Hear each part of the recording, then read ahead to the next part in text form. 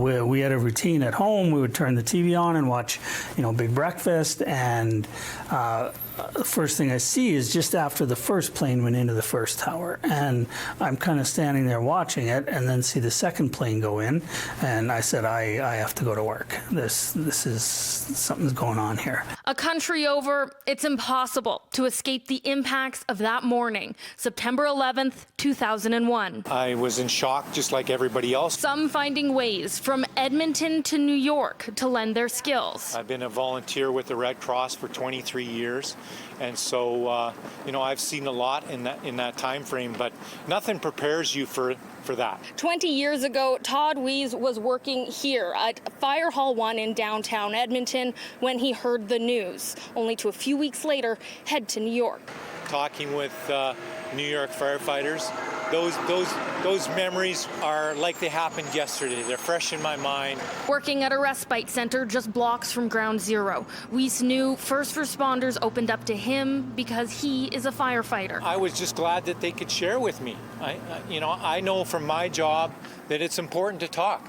It's important to share with each other so somebody can learn from what your experience was, but also because it helps to get it out. And the videos helping Albertans understand. Putting you on the other side of the camera. That's all right. My colleague Rod Maldaner still has the tape. And I haven't looked at it in probably 15 years.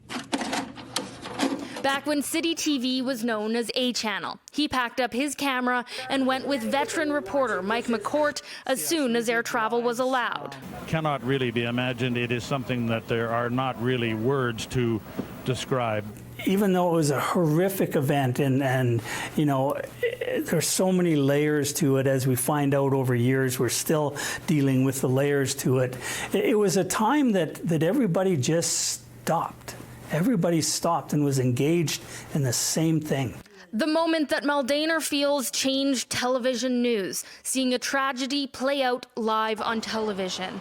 The ripple effect from 9/11 still being felt. The rise in Islamophobia, the situation in Afghanistan.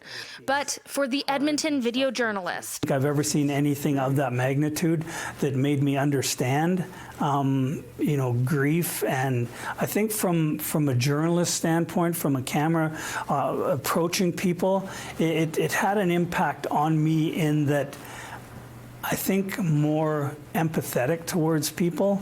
Both men say they now work alongside those who are too young to understand that morning 20 years ago. When I came back, and initially I said it hadn't changed me, and over the years I've come to realize that it did change me, and it changed me quite a bit.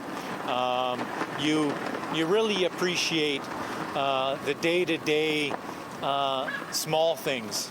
But 20 years later are still dealing with the aftermath of 9/11. It's weird. I mean, the Americans everybody's just coming out of Afghanistan now. Here it is 20 years later, and we're still living the impact from it, So this is the first time seeing this for quite a while. In Edmonton, Carly Robinson, City News.